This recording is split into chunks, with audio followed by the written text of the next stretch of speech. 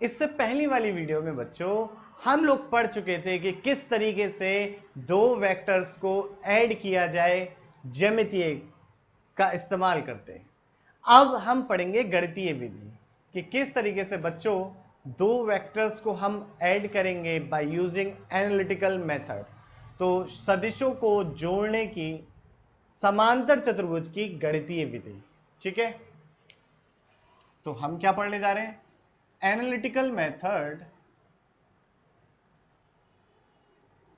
Heading डाल लीजिए आप लोग भी, analytical method of vector addition. Vector addition का एनालिटिकल मेथड बच्चों देखने जा रहे हैं। अब किस तरीके से जोड़ेंगे आइए देखते हैं। तो मेरे पास दो सदिश हैं। समांतर चतुर्भुज का नियम क्या था? यदि आपके पास दो सदिश हैं और आप उन्हें जोड़ना चाहते हैं तो उन सदिशों को प्रदर्शित कर दो एक समांतर चतुर्भुज की दो संलग्न भुजाओं से, मतलब represent the these two vectors by a two adjacent side of a parallelogram। तो हम यही काम करेंगे, एक पैरेललोग्राम लेंगे। मान लीजिए मुझे वेक्टर ए और वेक्टर बी को ऐड करना है, तो मैंने इसको मिला दिया इस तरीके से, कुछ तरीके से डॉटेड लाइंस को खींचा बच्चों, लाइक दिस। ये इस तरीके से आपका पैरेललोग्राम है। थोड़ी सी और इंक्लाइन बना देते हैं बेटा ताकि ज़्यादा अच्छे से हमें समझ में आए। अब ये वेक्टर बी है, ये ओ पॉइंट, इसको मैंने कहा ए पॉइंट, इसको मैंने कहा बी पॉइंट, और मेरा ये है पॉइंट आर। अब क्या करा, मुझे जैसा कि पता है, क्या पता है बच्चों, कि इस वेक्टर OA की लंबाई या वेक्टर A की लंबाई बराबर होगी इसकी लेंथ के, या वेक्टर A का मैग्नीट्यूड बराबर होगा OA के। वेक्टर, या इसको और क्या लिख सकता हूं, सिंपल है। अगर मुझे पता है वेक्टर A एक सदिश राशि है और A लिखा है, इसका मतलब मैं उसकी लंबाई, उस वेक्टर की लंबाई या फिर उस वेक्टर के मैग्नीट्यूड की बात कर रहा हूं। ठीक है बच्चों, आसान बात है। इसी तरीके से वेक्टर B का मैग्नीट्यूड होगा OB लंबाई, OB, जिसे मैं लिख सकता हूं साधारण तौर पर B। अब अगर इन दोनों वेक्टर्स के बीच का कोण मुझे थीटा पता है बेटा, और मुझे इन दोनों वेक्टर को जोड़ना है, तो क्या कहता है समांतर चतुर्भुज का नियम? तो इनका योग जो है वो एक डायगोनल से आएगा। ठीक है, ये जो डायगोनल होगा ये इनका योग बताएगा। ये जो डायगोनल यानी कि विकर्ण होगा, ये वेक्टर ए और वेक्टर बी का योग बताएगा। ठीक है, तो इस समांतर चतुर्भुज का वो विकर्ण जो इन दोनों सदिशों के कटान बिंदु से होकर जाता है वो बताएगा इनका योग। अब साधारण बातचीत है। अब क्या करा, मैंने इस लाइन को आगे बढ़ा दिया बेटा और यहां से एक लंब डाला, परपेंडिकुलर ड्रॉ कर दिया। ये 90 डिग्री का कोण बनाएगा। ये एंगल भी थीटा ही होगा। जो ये लंबाई होगी वो ये लंबाई होगी, यानी कि ओ बी लंबाई ए आर लंबाई के बराबर होगी। तो ये कितनी होगी? बी, क्योंकि ओ बी लंबाई कितनी है? बी के बराबर। ठीक है, अब अगर मैं इस पॉइंट को बच्चों कह दूं एम कह दूं, तो आप त्रिभुज ए एम आर में देखिएगा। तो क्या लिखेंगे त्रिभुज ए एम आर में? त्रिभुज ए एम आर से आपको देखने को मिलेगा बेटा, अगर मैं लिखूं कॉस थीटा, तो कॉस थीटा बराबर क्या होता है? Base A M, base upon hypotenuse, आधार बटे आपका कर्ण। तो ये हो गया हाइपोटेनियस, हो गया पी। ठीक है, या ए आर कह दूं, ज्यादा अच्छा है, अभी ए आर कह दे रहा। और ए एम का मान कितना है बेटा? हमें नहीं पता, निकालना चाहते हैं हम। ए आर का मान कितना है? बी। तो अगर इस बी को गुणा में भेजेंगे तो ए एम बराबर बच्चे कितना आ जाएगा? B cos theta.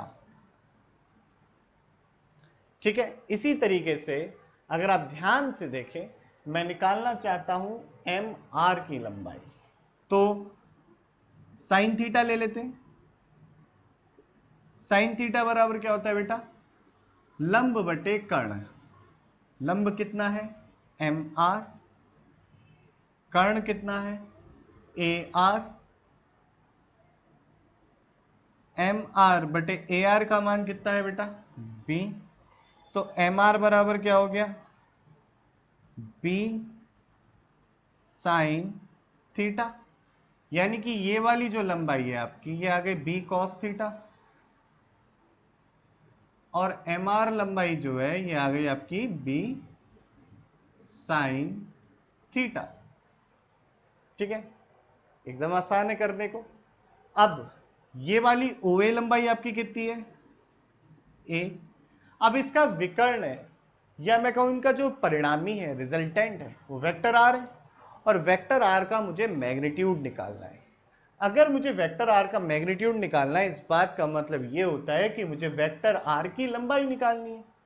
और अगर वेक्टर आर की लंबाई निकालनी है तो कैसे निकाल सकता हूं, अगर मैं त्रिभुज लूं ओ आर एम, त्रिभुज ओ आर एम की बात करूं तो ये एक समकोणीय है, यानी कि राइट एंगल ट्राइंगल है। और इसमें मैं पाइथागोरस प्रमेय या पाइथागोरस थ्योरम का इस्तेमाल करके बच्चों आसानी से निकाल सकता हूं। तो यही काम करेंगे हम। So from Pythagoras in triangle, कौन से त्रिभुज की बात कर रहा हूं बेटा मैं, in triangle O R M, इस त्रिभुज की बात कर रहा हूं। और पाइथागोरस प्रमेय से क्या लिख सकता हूं, ओ आर स्क्वायर बराबर कर्ण का स्क्वायर बराबर आधार का स्क्वायर प्लस लंब का स्क्वायर। आधार कितना है, ओ एम स्क्वायर, लंब कितना है, एम आर स्क्वायर। बहुत बढ़िया, आसान है चीजें एकदम। अब अगर मैं ध्यान से देखूं तो ओ एम बराबर होगा ओ ए प्लस ए, और ओ ए कितना है, ओ ए है वेक्टर ए की लंबाई, जो कि वेक्टर ए का मैग्नीट्यूड है। ए एम कितना है, बी कॉस थीटा। तो मैं ओ एम लिख सकता हूं ओ ए, जो कि है आपका ए, प्लस ए एम, जो कि है आपका B cos theta. M R कितना है बेटा, एम आर यहां निकाला है, ये है बी साइन थीटा।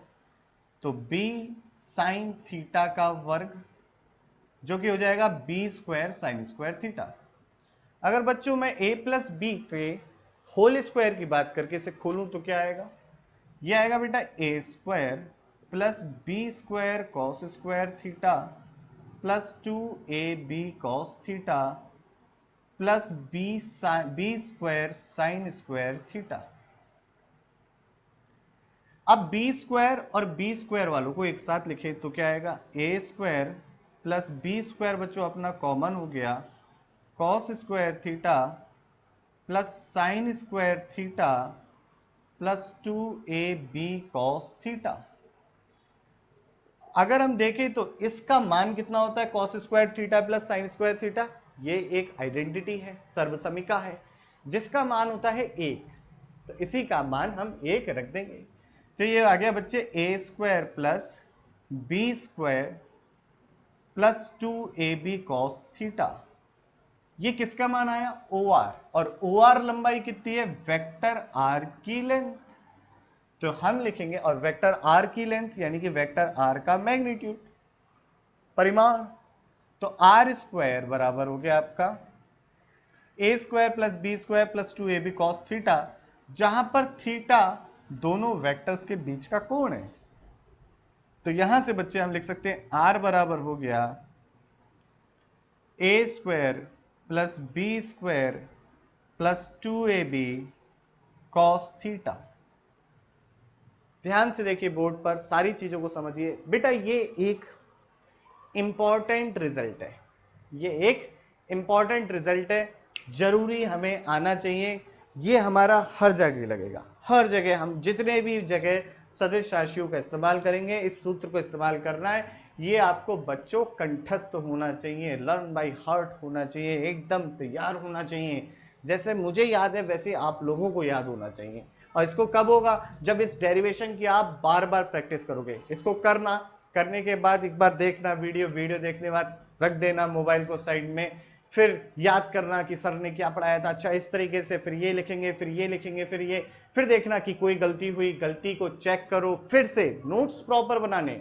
अगर नोट्स नहीं बनाओगे तो एग्जाम में एक साथ इतनी सारी वीडियो नहीं देख पाओगे, कंफ्यूज हो जाओगे। नोट्स बनाओ, छोटे छोटे नोट्स बनाओ, छोटे छोटे पॉइंट्स रखो, अपने को बार बार रिवाइज करना है, अपने को बहुत अच्छे से मेहनत करनी है बच्चों। ऐसे ही नहीं आ जाता आईआईटी में नाम, दिन रात एक करना पड़ता है, ऐसे ही डॉक्टर नहीं बन जाते, डॉक्टर बनने के लिए बहुत मेहनत करनी पड़ती है। अगर आप उस मेहनत के लिए तैयार हो तो आज से लगो, एक दिन का इंतजार मत करो कि एक दिन आएगा और हम करेंगे। आज से मेहनत करिए, अभी से करिए, खुद के लिए करिए, अपने माता पिता के लिए करिए, इस देश के लिए करिए, ये जरूरी है। चलो बच्चों आगे की बातचीत करते हैं। आगे की बातचीत ये है कि चलिए सर इसकी लंबाई मिल गई, मैग्नीट्यूड मिल गया, पर वेक्टर क्वांटिटी है, दिशा भी तो चाहिए, डायरेक्शन भी तो चाहिए, तो डायरेक्शन कैसे निकालो? मुझे वेक्टर ए पता है, इसकी दिशा पता है, इसका परिणाम, इसका परिमाण पता है, मैग्नीट्यूड पता है। अगर मैं निकाल लूं वेक्टर ए से इतना कोण बना रहा है तो मुझे इसकी भी दिशा पता चल जाएगी। उसी तरीके से कि मुझे किसी का घर पता है और कह दिया जाए कि उसके घर से 5 घर आगे किसी और का घर है तो मुझे उसका भी घर पता चल जाएगा। तो सादा सी बात है, साधारण बात है कि मैं ये अल्फा कोण निकालना चाहता हूं, ये अल्फा कोण। तो ध्यान से देखिए, अगर आप देखेंगे समकोणीय त्रिभुज ओ आर एम, ये वाला जो त्रिभुज है, ये जो त्रिभुज है, इस त्रिभुज में देखोगे तो क्या लिखोगे? अगर मैं बात करूं बच्चों टेन अल्फा की, तो टेन अल्फा बराबर आपका क्या होगा? टेन अल्फा बराबर होगा आपका बेटा लंब बटे आधार। लंब आर एम है, आधार ओ एम है, तो ये हो गया आपका बी साइन थीटा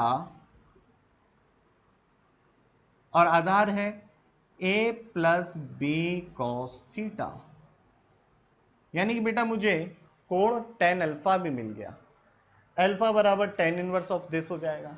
अगर मुझे यहां से कोण निकालना है, ये बीटा कोण निकालना है बेटा, बीटा कोण, तो अगर आप इसी फॉर्मूले को देखो, अगर अल्फा निकालना था तो B sine theta B cos theta आया, जो कि अल्फा किससे बना रहा था? ए से, तो जिससे कोण बना रहा था उसका दूसरा वाला लिया, बी साइन थीटा आया, बी कॉस थीटा आया।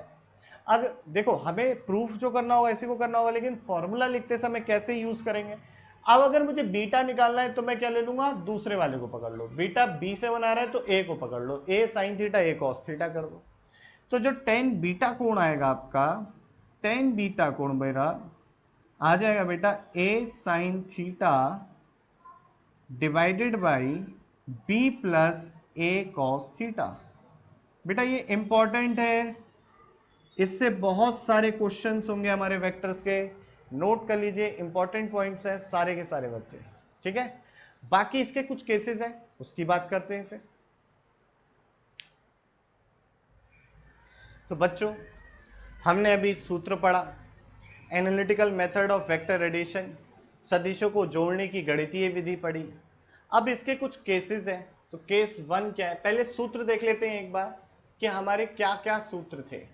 हमारे सूत्र थे बेटा, पहला सूत्र था r बराबर स्क्वायर रूट ऑफ, वर्गमूल है पूरे का, A square plus B square plus 2ab cos theta. ये हमारा सूत्र था, A square plus B square plus 2ab cos theta. और अपना कोण जो आया था, कोण बराबर आया था टेन अल्फा बराबर बी साइन थीटा बटे ए प्लस बी कॉस थीटा, ये कोण आया था अपना। यहां पर थीटा जो कोण है वो दोनों सदिश ए तथा बी के बीच का कोण है। अब अगर ये कोण बच्चे जीरो हो जाए, यानी कि वेक्टर ए इस तरीके से है और वेक्टर बी कुछ इस तरीके से है, दोनों के बीच, दोनों समांतर हैं या मैं कहूं एक ही लाइन पे स्थित है, तो दोनों के बीच का कोण इस समय शून्य है। या वेक्टर ए कुछ इस तरीके से हो, वेक्टर बी कुछ इस तरीके से हो, और मुझे इन्हें जोड़ना हो, तो जब जोड़ूंगा तो क्या बनेगा? दोनों की दिशाएं समान है, करके देख लेते हैं। यहां पर बच्चों थीटा बराबर है जीरो, थीटा बराबर जीरो, तो आर का मान कितना होगा? आर का मान हो गया square root of A square plus B square plus 2ab cos 0, cos 0 की वैल्यू होती है 1, तो ये हो गया a square plus B square plus 2ab गुणा 1। r का मान इतना आ गया, r बराबर आ गया आपका a प्लस बी का होल स्क्वायर का अंडर रूट में आ गया, ये वर्गमूल में आ गया। अब देखो यहाँ पे प्लस माइनस नहीं लेना है, यहाँ पर सिंपल प्लस लेना है क्योंकि परिमाण की बात हो रही है, केवल मैग्नीट्यूड की बात हो रही है। तो r बराबर आ गया आपका a प्लस बी, यानी कि जब एक ही दिशा में थे तो हम इन्हें इस तरीके से जोड़ सकते हैं, यानी कि इसको ऐसे भी लिख सकता हूँ, रिजल्टेंट वेक्टर का मैग्नीट्यूड बराबर हो गया वेक्टर a का मैग्नीट्यूड प्लस वेक्टर b का मैग्नीट्यूड, दोनों की लंबाई एक साथ जोड़ दी तो मुझे यहां पर बच्चों वेक्टर r मिल जाएगा। यह हमारा था बच्चों केस 1। केस 2 क्या है, जब थीटा बराबर 180 डिग्री हो। अच्छा, थीटा बराबर 0 के लिए कोण कितना आएगा, तो tan अल्फा बराबर b sine 0 a plus B cos 0। b sine 0 0 होता है तो सबको 0, और अल्फा बराबर हो गया 0। तो अल्फा की किस वैल्यू के लिए 0 होता, अल्फा बराबर 0 के लिए tan 0 होता। अब 180 की बात कर लेते हैं, तो अगर मैं रखूं तो r बराबर हो गया square root of a square plus B square plus 2ab cos 180। बेटा कॉस 180 की वैल्यू होती है -1, ये हो गया a square plus B square -2ab। क्यों, क्योंकि cos 180 की वैल्यू होती है -1। अगर इसको हल करें तो बेटा मिलेगा square root of a square plus B square minus का 2ab हो रहा है। इस बात का मतलब क्या है बेटा, ये कौन सा फॉर्मूला है, ये फॉर्मूला है a माइनस बी के होल स्क्वायर का। किसका फॉर्मूला है, a माइनस बी के होल स्क्वायर का। तो ये a माइनस बी के होल स्क्वायर का फॉर्मूला है, तो यहां से देखिए बच्चों मिला मुझे a माइनस बी का होल स्क्वायर, और कुल मिला के जो परिमाण आया या मैग्नीट्यूड आया, रिजल्टेंट का मैग्नीट्यूड आया, वो आया आपका a माइनस बी। इसको इस तरीके से भी लिख सकते हैं, r वेक्टर का मैग्नीट्यूड बराबर हो गया वेक्टर a के मैग्नीट्यूड माइनस वेक्टर b का मैग्नीट्यूड। इस तरीके से भी हो सकता है। तो हमें समझ में आया कि दोनों वेक्टर का अंतर मिलेगा, हमें यहाँ पे डिफरेंस मिलेगा अगर दोनों वेक्टर के बीच में कोण 180 है। 180 कोण यानी कि दोनों एंटी पैरेलल हैं, आपके अपोजिट वेक्टर हैं, एंटी पैरेलल, यानी कि एक की दिशा ये है, दूसरे की दिशा ये है। इसको दूसरे तरीके से ऐसे भी बना सकते हैं, ये कोण 180 हो गया अगर ये दो वेक्टर है, ये वेक्टर ए है आपका, ये वेक्टर बी है, और बीच का कोण हो गया 180 डिग्री, है ना। अब इसका एक और केस है, केस नंबर 3, उसकी बातचीत करते हैं। केस नंबर 3 बात करते हैं, जब दोनों वेक्टर के बीच का कोण 90 डिग्री हो, यानी कि थीटा बराबर अगर 90 डिग्री हो तब क्या होगा। ये वेक्टर ए आपका इस तरीके से है, वेक्टर बी इस तरीके से है, इन दोनों के बीच में जो कोण है 90 डिग्री का है बेटा। मुझे यही कोण की सहायता से इन दोनों वेक्टर का रिजल्टेंट निकालना है। रिजल्टेंट वाला फॉर्मूला अगर देखो तो r बराबर होता है आपका a square plus B square plus 2ab cos theta, और यहाँ पर थीटा कितना है, थीटा बराबर 90 है दोनों वेक्टर के बीच का। तो r बराबर बच्चे कितना हो गया, square root of a square plus B square plus 2ab cos 90।